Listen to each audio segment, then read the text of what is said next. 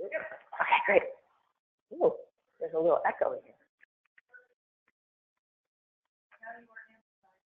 Hi, everyone. Ooh, whoa. I'm just hearing myself multiple times. Can we lower this just a little? Am I too? No?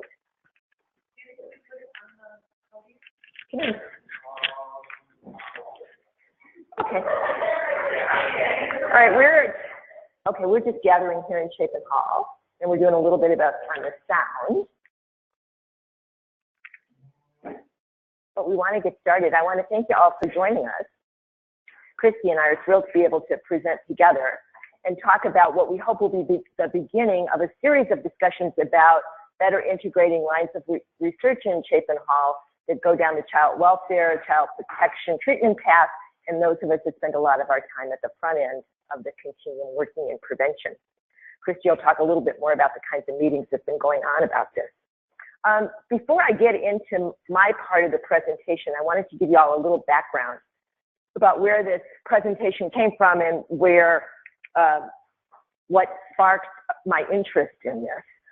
For the past 10 to 8 years or so, I've been working with folks in First 5 LA, Los Angeles County, on a universal program they've been operating called Welcome Baby, designing and developing, and with Ken Dodge and his colleagues at Duke University on a program they've been doing called Germ Connects. I want to talk a little bit about the Germ Connects program because it really was the spearheaded a lot of the work that we did along this, along the writing that I'm talking about now. Germ Connects is a program that provides every new birth in Durham County the opportunity to have a nurse home visitor. The nurse comes to their home shortly after the birth of their baby. They have a conversation with the parents. They assess what they need. They refer them on to services as needed. 90% of the people they approach say, this is a great idea. I'd love to have you come to my home and talk to me. And of the folks that agree to do it, the vast majority, almost everyone, the nurse identifies at least one need they have. Not a big need. Maybe they're concerned about breastfeeding. Maybe they're concerned about how to get enrolled in healthcare services in the community. Whatever it is, the nurse helps resolve that. And then a small percentage of the families they visit, maybe 10%, do require some more ongoing, more serious therapeutic interventions. They did a randomized trial of this experiment a few years ago, and it was innovative. They start, because it's a community-based initiative, every baby that was born on an even day got the intervention, and the babies born on an odd day were put in the control group. So they were able to track these births then over time. And what did they find? They found that by year 1, those in the intervention group had had 50% fewer emergency medical visits and need for medical care. And at 48 months, there was a 36% fewer reports for child maltreatment in the group that had gotten the visit versus those that didn't. When Ken and I saw this finding, we were pretty excited. We went to Ron Haskins at Brookings and said, you know, we'd like to do a special issue of the future of children on the potential of universal strategies in improving child protection services. And that's the impetus for the presentation I'm doing now. What were we trying to accomplish? What are we trying to accomplish with this journal issue? Well, we understand that child protection has largely been defined in this country on the notion that parents should make most of the decisions regarding the care and well-being of their kids. During our pre-publication conference for the journal, Larry Aber put it very succinctly and quite appropriately when he said, you know, the real challenge we face in child protection is there's 3 competing goals we have: parental autonomy, child safety, and optimal child development. And we're always trying to figure out how to do those 3 things. We can't maximize all of them, but we could come up with an optimized mix that would give credence to each one of those at the level in which we think as a society we're willing to invest in. Laws overriding parental preferences in this country are largely limited to cases where a child's experienced imminent risk of harm or has actually been physically abused or neglected. And although there are normative standards of what we call good enough parenting in this country, we don't interfere generally with the parent's ability to make decisions about their own children. But neither do we really take into account the fact that parents have really different levels of supports available to them. And official public concern is triggered only after a parent has failed. And unfortunately for so many families, they don't have access to a strong network of informal supports. They don't have a lot of really good supports in their community. So their only intervention is really a formal report to child protection, to protective services. This volume that we're developing, we really want to change that dynamic around when indeed we offer offers of assistance to families and how we implement our policies, practices, and research to accomplish that task. One of the things that has struck me as I've been working in this area, how different child welfare is from what you think of as our healthcare system or our education system. In healthcare and education, there's a much more of a seamless transition between prevention and treatment than we see in child welfare. Consider the fact that you go to the doctor one day and you have precancerous cells. The doctor doesn't give you heavy-duty chemotherapy. He doesn't do invasive surgery, but neither does he send you away and say, come back when you have stage 4 cancer. They do something, and they do something to help make sure that you don't get to stage 4 cancer. You're served by a network of services within a coordinated system of care, and interventions are offered that are appropriate to your condition. Early medical treatment isn't talked about as being intrusive. It's talked about as being helpful to prevent the worst outcome. In child welfare, we do just the opposite. We don't have a collective commitment to supporting parents to make sure they have the underlying supports they need, such that they truly can avoid the more intrusive services we have in child welfare, which is largely foster care and more intensive services. The issue that we're doing has a series of articles in them that really highlight some really key important prevention strategies that are out there. We talk about Durham Connects. We talk about the Welcome Baby effort in LA County. We talk about Triple P. We talk about a program called First Birth that's available in New Mexico to all first-time parents. We talk about Healthy Steps as a way to work through the medical system. What we're trying to put in place for people is an understanding that there are a lot of different ways to provide services to families, and there are system vehicles that we might be able to use more effectively to reach families before they unfortunately have a report to child abuse and neglect, to protective services. So what I'm going to talk about is the introduction chapter for this issue. It's the chapter I wrote. Ron Haskins thought we needed a bit of history. I thought I was writing a bit of history about just child abuse prevention, and we found out as we got into it, I was going to write a little bit more of a history. So that's what I want to share with you, and why I think at this point, there's a unique opportunity to have a really shift in perspective, as I call it. A shift from thinking only that intervention is needed at the time a family mistreats their children, but what could we do to be more intentional and consistent in doing things sooner? So what's the operating hypothesis I work under? It's the child protection and family support systems, the two ends of the continuum, will be most effective and efficient when they're built on a universal platform that assesses the capacity of all parents, underscore all parents, offering each of them the level of services commensurate with their need. In other words, we need to recognize that all parents face difficulties, and we differ only in our capacity to meet those services and supports we know that families need. So this is going to be a little brief historical snapshot. It is just that, a snapshot, sort of based on perception of the history as I've read it. I could have missed something, and I hope people will chime in if I have missed anything. We're going to start with one progressive era program that was in place called the Shepard-Towner Act, which was probably the first federal investment in home visiting in this country. It was in 1921. I'm going to talk a little bit then about the evolution of the modern child welfare system starting in 1960, not going all the way back to the days of Mary Ellen and the passage of the first child protection laws, but to start really in the more modern era. And I think 1960 is still modern. I know for some of you it's ancient history, but for me it's not all that far away. And then also to finally talk about the prevention system and how that has developed. Start with the Shepard-Towner Act. You know, Harry Truman once commented that the only new thing in the world is the history you don't know. And I frankly didn't know much about this act.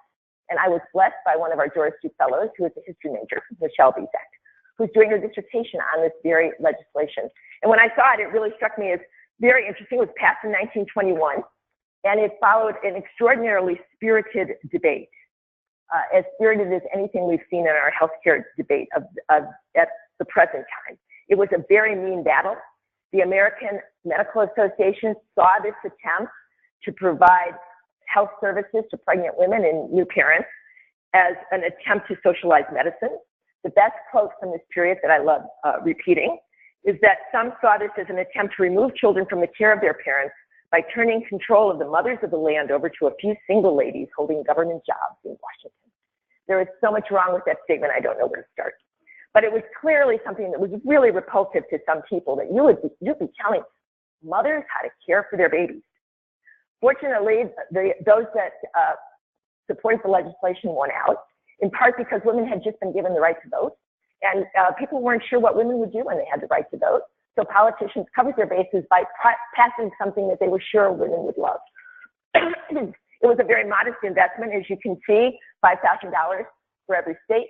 If they were really good, they got another $5,000. If they could do something, that's $70,000 in today's currency. There were only 3 states that didn't buy into this legislation. The 3 states kind of amazed me. They were Massachusetts, Connecticut, and our dear state of Illinois.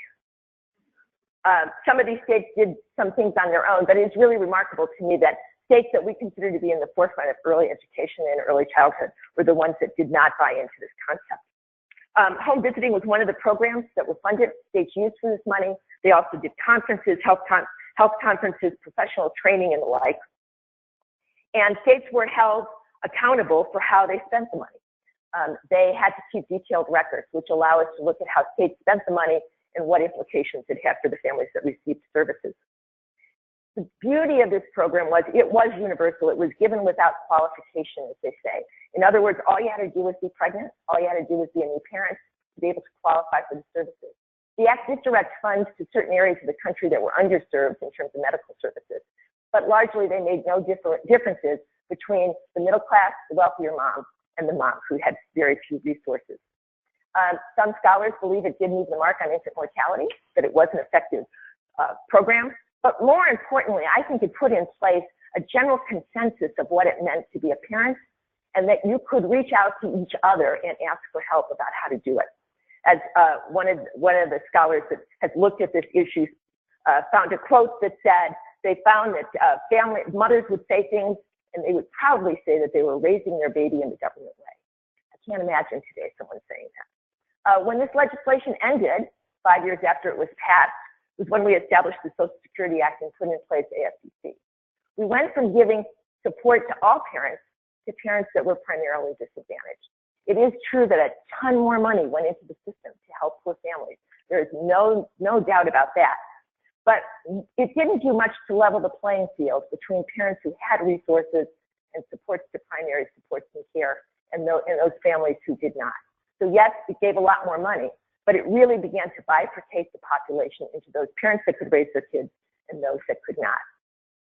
So if you think about what this means for child protection policy and go back to the beginning of the Child Abuse and Neglect Treatment and Prevention Act of 1974, it was first and foremost a non-poverty bill. People at Mondale argued vehemently this wasn't about helping just poor families, because child abuse and neglect could happen in any family. And they drove that home because they didn't want to have just another poverty program on the agenda. When this was passed, reports went up. Some say foster care went up, although there's a lot of debate about that. But it did establish a mandatory reporting law, and state child welfare agencies emerged that were heavily influenced by federal policy. It was largely, although state delivered, state controlled, state managed, there was a large framework from the federal government that went into defining it and setting the parameters under which these agencies would work. It was governed, I think, by a policy pendulum that has continually swung between trying to decide between issues of child protection, family preservation, and how do you get to the core outcomes of child welfare: safety, stability, continuity, well-being, and permanence. Not come up with any real way to do it, but it has been a constant back and forth in how we've done this. The recent policy shifts in fiscal incentives have pushed child welfare, I think, to trying to get to families earlier, trying to reach families sooner, try to avoid foster care placement and the most onerous of interventions. But in truth, there's a lot of discussion about how well a lot of those initiatives have really worked at the end of the day, particularly when you add in a layer of well-being for children that are exposed to the system. The Family First Prevention and Service Act was recently passed, and Christy's going to talk a lot more about that.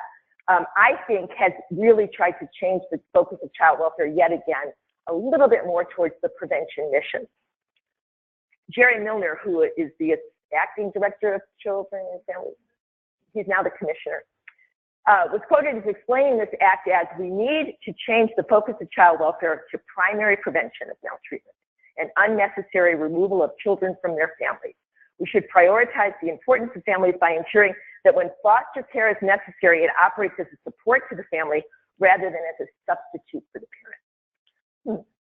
This is my little bit of problem with the legislation, because I can think say a lot of good things about the child welfare system. I would never say it should be a community's primary source for primary prevention.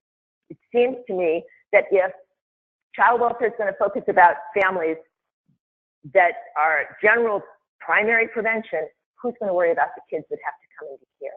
And can any one agency really do both missions fully? Can they fully be the prevention agency and be there ahead of the game, and still be the agency that's going to handle the mandated reports and take the legislative and legal action they're required to do? So think about that imagery. The child welfare system increasingly trying to be more preventive in their care. Now let's talk a little bit about the prevention system. Henry Kemp was also a big advocate for prevention and early home visiting. He once described early home visiting as an expected tax-supported right of every family, along with fire protection, police protection, and clean water. Societal services that we all deserve to have and from which no one can be excluded. His vision for prevention from the beginning was a universal system of support. And I might add, his home visitors were individuals that he felt they would have the training they needed because they had raised their own children and they were very knowledgeable of the community in which they worked. He wasn't looking for professional home visitors. He was looking for people that had experience caring for kids and knew what resources were available in the community. The prevention field, unlike the child welfare field, is really a system of what I call 1,000 flowers, or whatever the correct way of expressing Chairman Mao's expression was. There were a lot of ideas out there. No idea was bad. A million ideas surfaced. People did prevention in each community the way they felt fit with the needs of their community. There was very little federal investment in prevention. Small amounts of money came from the CAFTA allocation, but for the most part, states funded their prevention efforts through local fundraising efforts, from private philanthropy, and from some adjustments of state and local dollars. In 1990, I think the prevention field really took a dramatic turn and started investing in early childhood and in early home visiting specifically. It was a response to a perfect storm in the research community, the practice community, and the policy community, where everybody knew the first few years of life were important. We now had brain research that told us that. Although I suppose any mother in the country or father in the country would have known the first few years are important, even had we not seen beautiful colored pictures of brain images.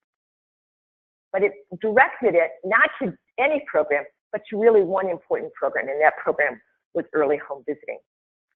Even early home visiting in the early days really existed in a very haphazard way. We were still fairly uncoordinated. States and national models did what they were going to do without a lot of oversight from either state governments or federal governments. Federal investment in the maternal, infant, early childhood program, known as MICVE, really put a tremendous amount of resources into states. Think of the small investment they made with the Shepherd-Towner Act. This was a $5 billion investment for the federal government to make sure that every state could put in place some availability of early home visiting support. I think the federal investment in home visiting was a tremendous asset to the field. It gave us a common set of measures. It's really advanced prevention thinking in remarkable ways. But something else happened. It really did begin to shift our prevention mission that had been really quite broad in scope, quite focused on providing a variety of supports to families at all levels of need and concern, doing it in a voluntary, not because there was something wrong with you, but really from a strength-based perspective, to being a program that was constantly being pushed to the most at-risk communities with the most at-risk families. And that emphasis of moving the question, moving the service to a more and more distressed population makes me wonder, how far can we really push voluntary prevention services so that it can really work with families that are all levels of need. So we had a treatment program, a child welfare treatment program that wanted to move towards prevention. We had a prevention program that was increasingly trying to look more like a clinical intervention with families at high risk. It struck me that there needs to be something happening, and maybe we have an inflection point that we can actually begin to move the mark and act in dramatically different ways. The current system that we have operates under a normative framework that only some unlucky children need our collective assistance and support. We still operate under the notion that families should be making their own determination. There is no collective interest or investment we should have in the well-being of all children. The current system, I think, also places a lot of emphasis on fixing parents rather than enriching communities, as if the only reason abuse and neglect occurs is because parents just don't have it within their resource, in their inner self, to care for their children. They ignore the kinds of things that are going on in the community, the issues about how communities can be enriched so that families have the support they really need. So as we think about, and the CAPTA, remember going back to the CAPTA legislation, as I said, they wanted to make it so that it wasn't a poverty program, that it was a program that child maltreatment could happen in any family. But here's what they didn't do. By focusing on the deficits for families, they put all of the responsibility for failing your children, all the responsibilities of being unable to meet your children's needs on the shoulder of parents. Nothing was said about the context in which parents were living.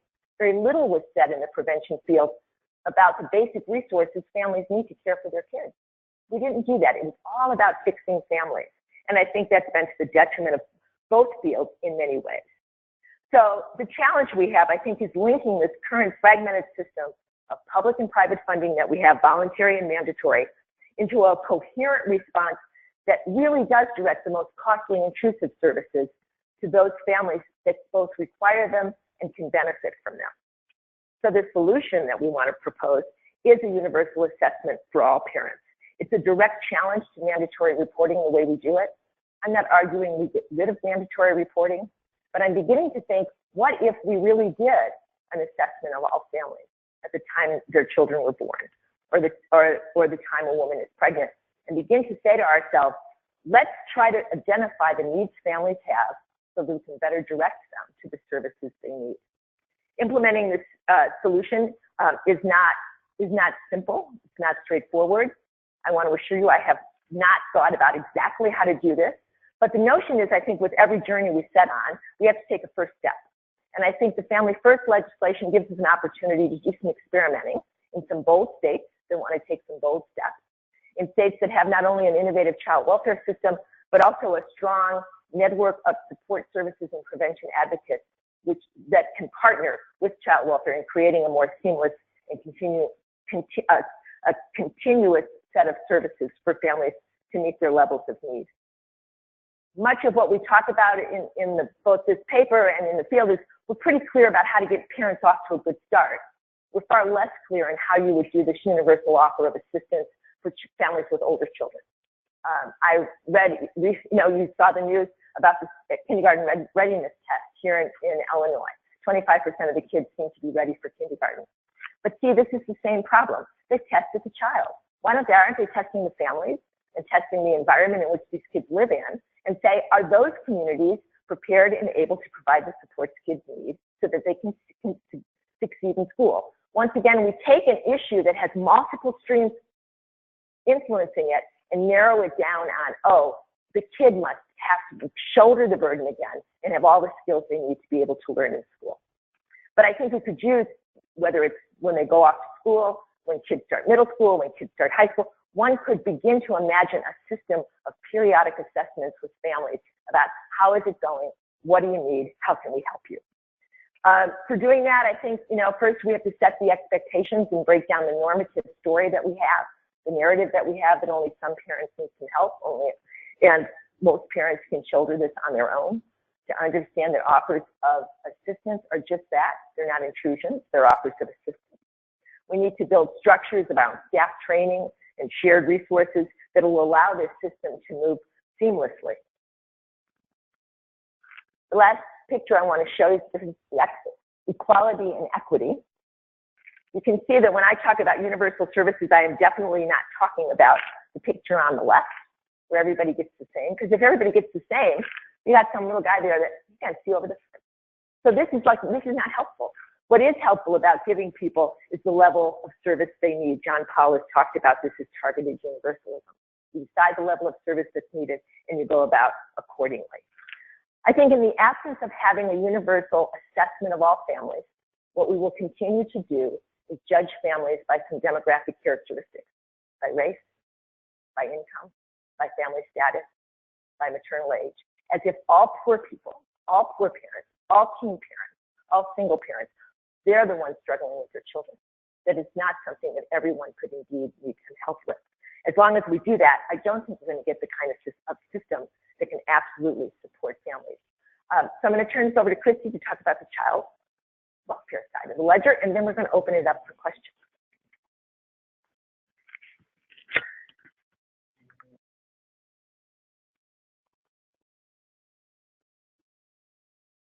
Thanks very much, Deb. It was a great overview and introduction into this discussion. I think I know everybody in the room, but for those on the line, I'm Krista Thomas. I'm a policy fellow here at Chapin Hall, and I'm very excited to provide the world's briefest overview of the Family First Prevention and Services Act. We'll continue providing some of the context that Deb started to lay out and get into some of the major tenets of the legislation, but I do encourage anybody that would like to hear more about the legislation or get more into the granularity of the provisions, certainly let me know and I can provide you with a richer set of resources than we will go through in the next 15 minutes. It's a big law. Some say that the Family First Prevention and Services Act is the biggest piece of child welfare legislation to pass in the last 20 years. It dramatically alters the federal financing structure for child welfare programming, specifically as it relates to the Title IV funding stream, and it provides the legislative foundations for states to substantially transform how their child welfare systems function, from opening up more opportunities for investment on the family preservation and prevention side, and also providing some strict requirements around the use of congregate care and the availability of federal funds for reimbursement. The Family First Act is incredibly important to a lot of the child welfare work that happens here at Chapin Hall, definitely germane to the work that our implementation collaborative is up to in an emerging body of work over the next couple of years as states prepare for these changes and figure out how to ready their systems to prepare for implementation and ask the right questions with their data to understand the implications. What we're going to talk about today is really just an overview and start that conversation, and we're excited that this is intended to be the first of a couple conversations when you can hear more specifically about the types of analytic and implementation work that we'll be doing. But let's just start at the beginning. So I'd like to pick up the thread that Deb started with, walking through a little bit of the history. Deb talked a bit about CAPTA and its profound importance back in the 70s. Yep, created the first universal child abuse and neglect reporting laws, the notion of mandatory reporting. But it was a big deal in the 70s, and there was a whole lobby to not separate the notions of poverty and child maltreatment. In fact, there was another bill that came up a couple of years earlier, the Comprehensive Childhood Development Act, that did not do those things, that was not able to get the political will behind it, to be really talking about the interconnection between likelihood of maltreatment or of family need and some of the poverty and other other factors that could be contributing to that. And it was dead in the water, and what passed was CAPTA, which really focused solely on child abuse and maltreatment, and we saw from there child abuse and neglect reports rise dramatically, and there's a whole lot of things that fell from that, from to increasing foster care caseloads. 1980 was the next big piece of legislation, the Adoption Assistance and Child Welfare Act. This was the first piece of legislation that introduced the notion of permanency planning. This is where the whole notion of reasonable efforts to prevent removal or reasonable efforts to reunify came into play.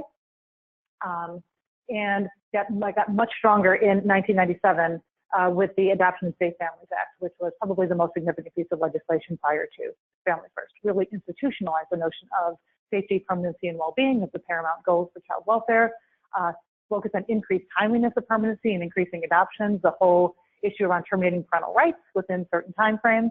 And there really seemed to be a shift here in the dialogue. So really the focus on permanency in the life of the child, less of a focus on family preservation and more about timeliness of permanency, and also increasing the use of adoptions where permanency wasn't being achieved in a timely manner. Then in 2011, it's not up here, but there was a what's it called? The Child and Family Services Improvement and Innovations Act, which was important on a number of levels that I won't go into. But what it did was it authorized, reopened authority for the Title 40 waivers, which reauthorized the Department of Health and Human Services to authorize up to 10 Title 40 waivers between 2012 and 2014. And what waivers do were allow states to spend money traditionally only allowable for Title 4E foster care services, to spend that money in a different way to try to implement and test innovative approaches to child welfare that would hopefully result in better outcomes than foster care. And I'll talk a little bit more about the funding implications in a second. But these waivers were incredibly important. And in fact, that's how I got to know many of the people that work here. And I'd like to thank the waivers for my current job. But the waivers had a number of foci. One, there was an emphasis on strengthening trauma responsive practice, increasing the use of functional assessments. Many states adopted the CANS under the waiver paradigm. And there was a focus on trying to increase the proliferation of EBPs and use the waiver as an opportunity to implement and test EBPs. So in addition to the opportunity to spend money flexibly, there was also a concurrent requirement that there is a rigorous evaluation for whatever innovative child welfare program states were going to do. And so there was an opportunity to really try to build some evidence. Through the waivers, and this is, and you'll see quickly how this kind of ties into the Family First dialogue.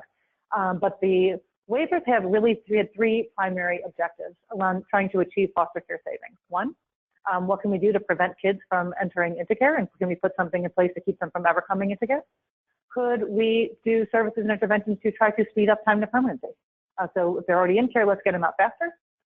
Or if you are in higher levels of care, are there opportunities to step kids down to lower levels of care and still appropriately meet their needs, maybe put them in family-based placements and wraparound community-based services that would not necessarily require them to be in an intensive congregate care placement. So through the waivers, there were several states started, some states backed out. There was about 27 or so that were originally approved. I couldn't tell you the exact number that's still in existence, but there were a lot of jurisdictions that took advantage of this opportunity. Waivers also expire. They sunset by law on September 30th, 2019. So also relevant in the sense that lots of lobbying to like what's going to happen, like when these waivers expire, when states are expected to go back to be funding their child welfare funding the way they were before, and a lot of activity around what's the next legislation going to look like. And I think there was a lot of the impetus for the family. Please. Hello, someone trying to jump in? I was just asking if you could talk just a little bit slower, please. I've never been asked in my whole life to talk slower. This is the first time I've ever gotten that request. I will certainly do my best. Thank you for the suggestion. So in the effort to try to fulfill those three objectives that I just talked about, don't come into care, get out of care quicker, lower the level of care, states really use the waivers to implement and test interventions in a variety of buckets. One, in the family preservation bucket, we saw some states moving toward alternative response, which is a different way of interacting with families that are called the low to moderate risk families that come in at the front end of the system. There's some intensive in-home services using models like home builders, bringing that back into the dialogue, and family engagement activities like child and family team meetings and other strategies designed to improve quality of practice and hopefully strengthen families.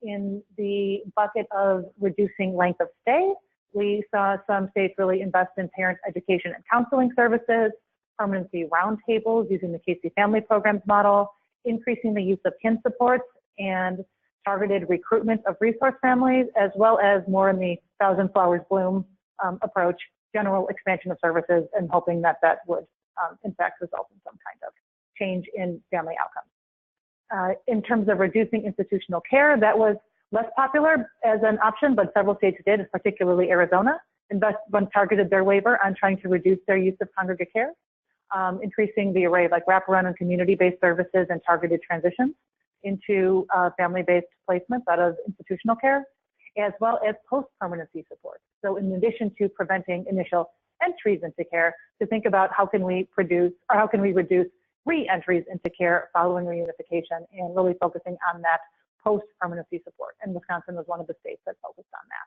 with some intensive case management, in-home services and referrals to community-based providers following the unification of the child.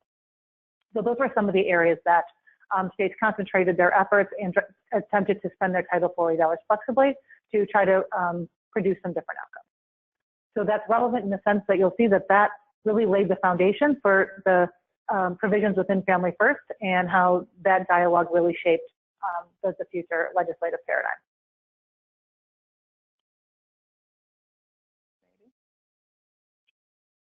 No? Having a technical difficulty. Now I can't advance the slide.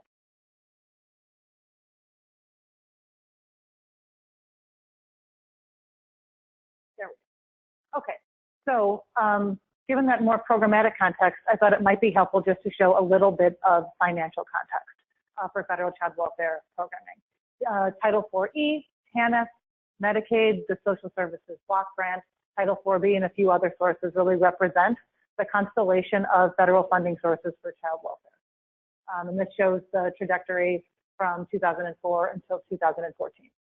As you can see, the Title IV-E funding stream represents the lion's share of federal funding that's available for child welfare. And historically, that lion's share of federal funding has only been available once children come into care. So we can talk about all the dangers of having only the money be available after we reach to the point of a incidence of child maltreatment and children entering foster care, which is why the waivers were really helpful because they allowed states to spend that money differently. What's important to note, in addition to just seeing how much money comes from the Title IV funding stream, is to note that states could only claim reimbursement from the federal government on behalf of children that met the criteria, the eligibility criteria for Title IV-E, which has a host of requirements, not the least of which requires children to be removed from families that meet the poverty definition according to AFDC from 1996. I can think about that for a second and how jacked that is as a rule. That's my professional analysis of the legislation. So you can see as each year goes by, less and less families are meeting the poverty criteria from 1996, right? So this is a more recent snapshot, but you can see somewhat showing a decrease in federal expenditures in recent years for child welfare overall. So in addition to the restrictions with Title IV funding, just thinking about that income test intersection is just an important piece of context to have in mind. And why another reason why we might want to be thinking about how and where should the federal government be investing its resources to help states keep families together, promote parents' capacity to safely care for their kids, promote family well-being, et cetera. So I'm just going to talk a bit about some of the major provisions of Family First. There's an awful lot in there, and again, we can talk about that in another time. But really, there's two major elements on the prevention side and on the congregate care side. One, the big excitement is that beginning in 2020, Family First opens up Title IV dollars for states to provide evidence-based preventive services on the front end for youth determined to be candidates for foster care, and also for pregnant and parenting teens who have with youth in foster care. So that's huge. So big, major paradigmatic shift here that for the first time ever, we can spend Title IV dollars on the front end for preventive services. Big deal. But there's a lot of catches and a lot of caveats and requirements. The first being that the services must meet identified evidence standards, and there's a whole conversation associated there, and fall into three categories. The preventive services must be in-home skill-based parenting programs, and so what exactly falls into that category? Substance abuse treatment and prevention, and mental health. And many of you may have seen that there was a request for public comment, and as they're trying to think about establishing the evidence standards and what are some of the other ways that some of these provisions can be interpreted, and the federal government is working hard to figure out exactly what all this is going to mean. But at its basic level, they need to fall into these three categories and be evidence-based. They must be like well-supported, supported, or promising. It's sort of like the California Evidence-Based Clearinghouse, but not exactly. And the federal government has issued an RFP, and there's actually going to be created a new clearinghouse of evidence-based practices. But that's generally a good guide, at least to give you a background of kind of what we're thinking about in terms of evidence rating. And at least 50% of the services must be at the well-supported level. So What does that mean? What is the breadth of our evidence base? How many interventions have achieved the gold standard of well supported? And there's a lot of implications there, but important to know that that's part of the legislation. Big thing, no income test. So that whole AFDC thing that I just talked about, these Title IV prevention services can be provided regardless of income, and you don't have to apply that standard. So that, that on itself is a big sweeping change within the legislation. These services can be provided up to 12 months, and there's also a provision in there that actually extends the use of Title IV-B dollars, a much smaller but more flexible pot of money, to provide reunification services while children are in care and up to 15 months after reunification. So smaller, but still a step in the right direction. A little bit less relevant to the front end context that Deb started for us, but I think it's helpful for you to at least know that there is also substantive congregate care implications within Family First as well. And it really restricts federal funding specifically for maintenance payments for child care institutions to facilities that meet the criteria for a qualified residential treatment program. We can talk about what all that is, for any child stayed beyond 2 weeks. And they can only be for children whose assessment indicates that their clinical needs are best met in that setting.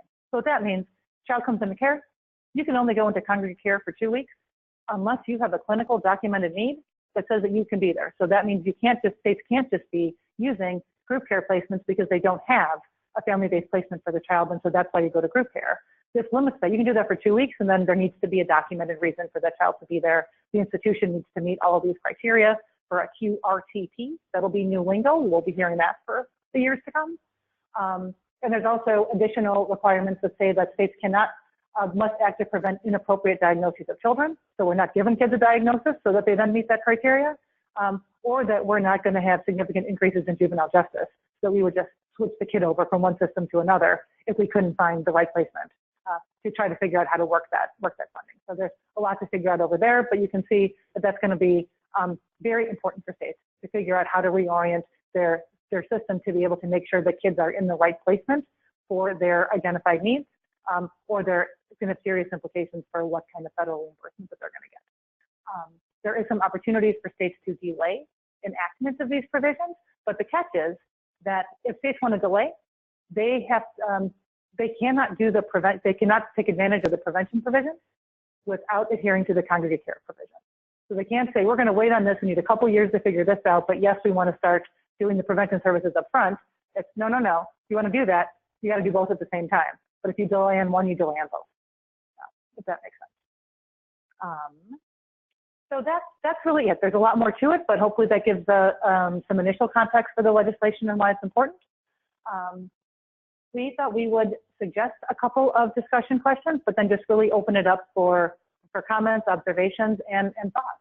But really, hearing Deb's initial presentation and then some of this legislative context, to what extent does Family First provide the groundwork for true system reform? Is it disruptive enough? Is this shaking up the system enough to help us accomplish more of the goals that Deb was talking about? How well does it promote true integration from maltreatment prevention and treatment? And what strategies might we need to make that work? And if we were going to do that, who's in charge? How would we run such a system? Let's think through some of those implications. So those are some sample questions, but I think now we'll open it up to your thoughts and for folks on the phone as well.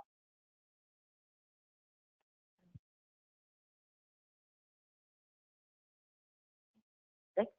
Great. Thanks. Do you have a Gizmo? What happens to the chat? Oh. What happens to the child and the state if the documentations are not provided or stay beyond 2 weeks in congregate care? What happens? Yeah. So at the simplest level, if they're not meeting the requirements, but the state chooses to keep the child in whatever placement they put that child in, they're just on the hook for the full cost. They can't submit for reimbursement to the federal government.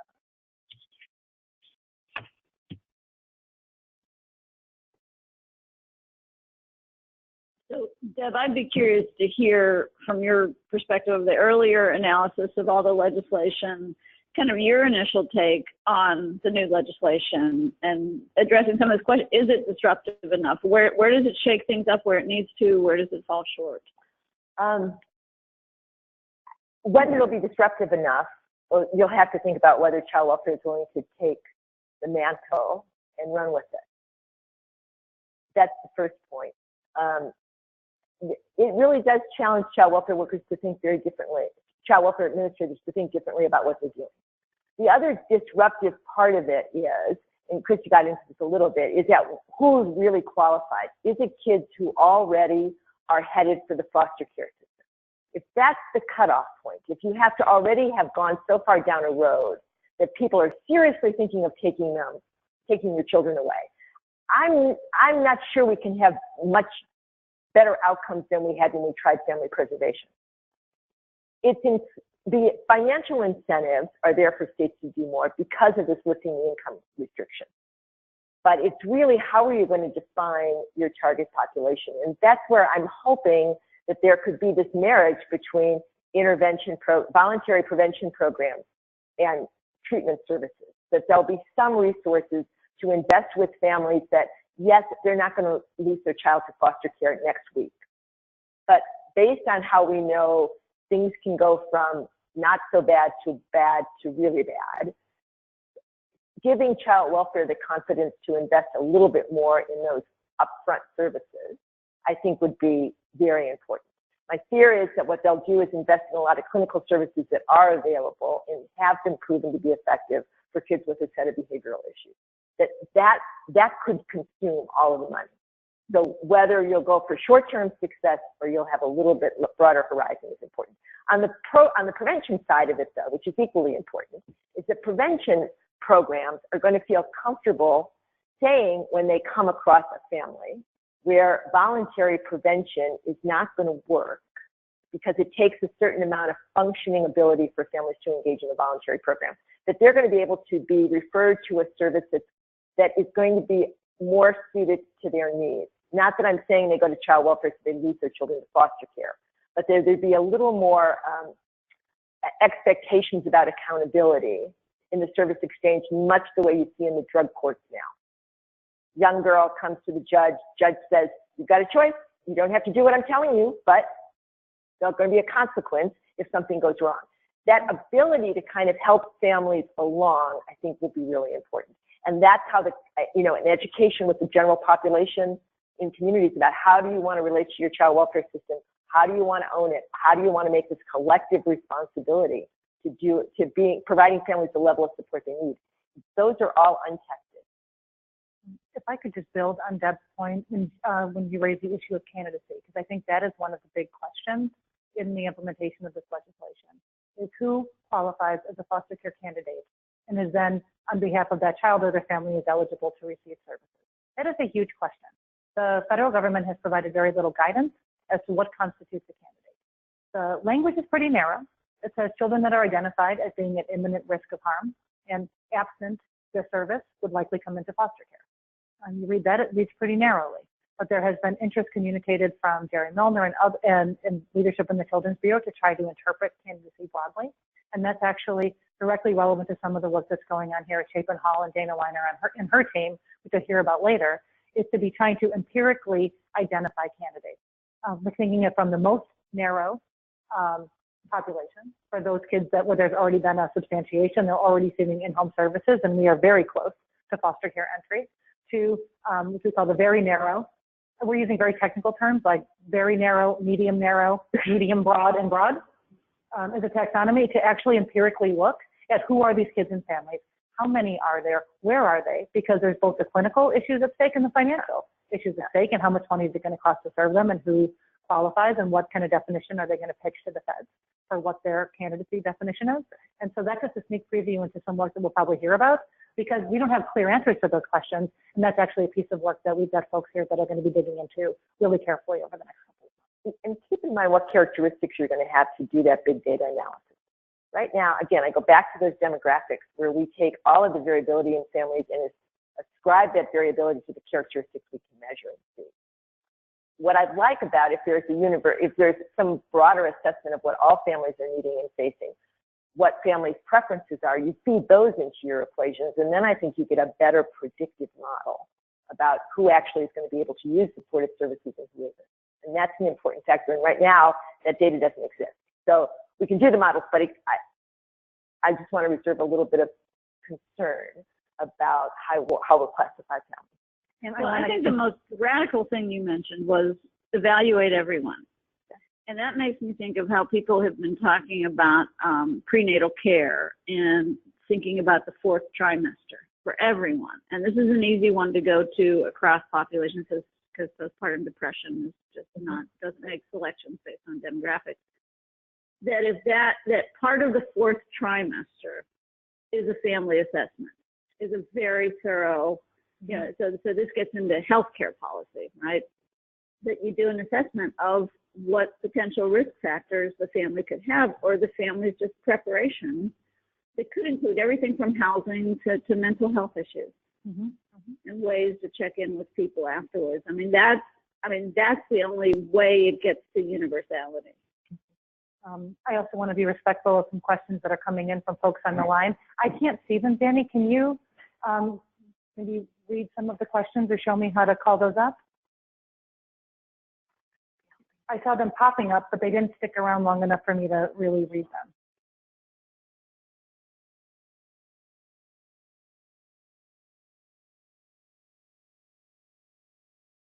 The first one was, will this webinar, or the last one was, will this webinar be recorded and available? I believe the answer to that is yes.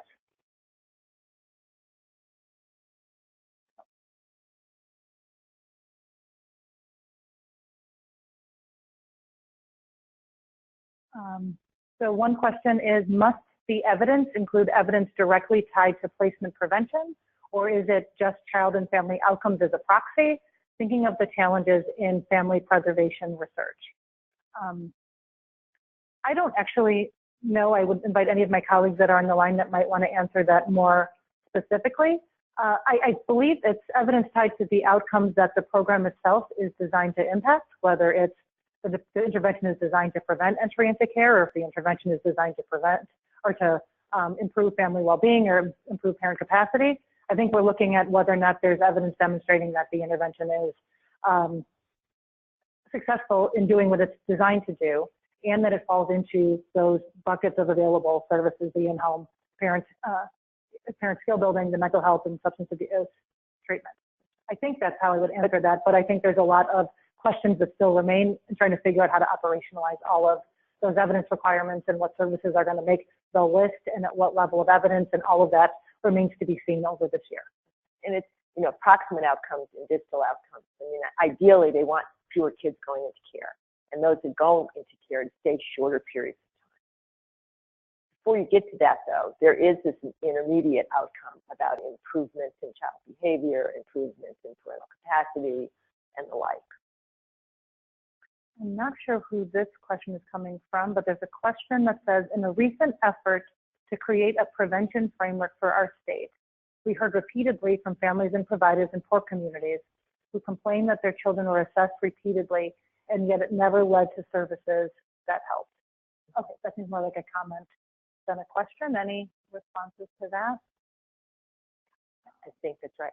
And when we talk about assessment, though, here we're talking about a full family assessment. It's not a diagnostic test to see if you have a developmental delay, which is a lot of screening that children receive. Or even, are you ready for kindergarten? Not kindergarten data. I don't know about anybody else, but 25% success. Somebody should be asking some questions, not patting ourselves on the back about all the investments the state is doing in early childhood, because they apparently aren't working very well. That I think is, it's right. You don't want to over-assess, but if you could imagine channeling that through a single, what Marianne's talking about, everybody knew that when they went to their provider, that was their prenatal provider was going to do that assessment, they're charged with it, and then the results are shared with appropriate resources. I think you could cut down on that. I have a more precise answer to the outcomes question from our colleague Miranda Lynch, who says, it is child and family outcomes.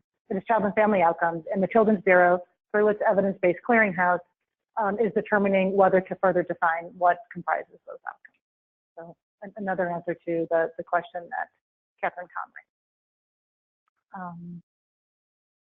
So there's another question. So can pediatricians or family docs be the front door with better connection to the child welfare system? And I think that was some of the themes that were arising in the exchange, Marianne, with you and Deb. Absolutely. They're an important factor.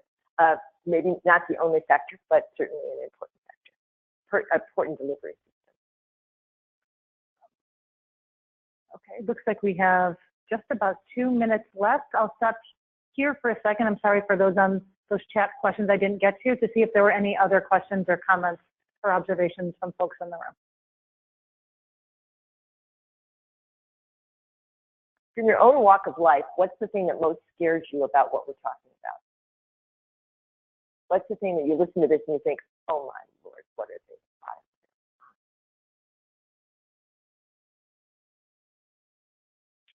I guess the thing that came to my mind is that, causing disruption seems that different systems will need to collaborate with one another. The healthcare system came to my mind first and foremost, and juvenile justice. And so that feels like a huge, big thing. And I don't know what that looks like in reality, but children and families interact with a million different systems and spaces every day. And it seems like this initiative won't be successful in the child welfare system if there aren't advocates in other systems who are willing to also champion the objectives of this initiative.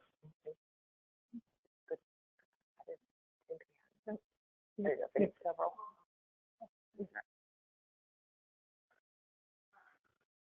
Yeah. Oh wait, it went green. I think yeah. Okay.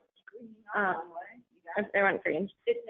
I'm just going to add on to what Sarah said. I think both the collaboration for people advocating within the different systems, but also the safeguards to make sure that kids don't get pushed, if they can't go to that congregate care, that they don't get pushed into another system. Because, if they are at risk, then people could look for reasons that are kind of in development, but not at a crisis point yet, right?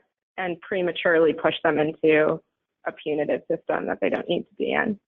And at least we can, I don't often say this, but kudos to our legislators for having the forethought to see that and to actually build into the legislation that there needs to be actions taken to prevent just what you're talking about.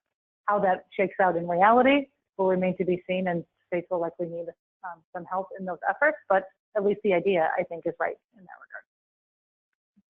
So with that, that brings us right to the hour.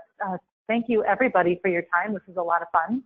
And the first of many discussions, I imagine. Deb, any concluding remarks? If anybody didn't have their questions answered and they want to contact Christy or myself, they should do that. Yep. Absolutely. Okay, great. Great. That's great. Thanks, guys. Very good. Okay.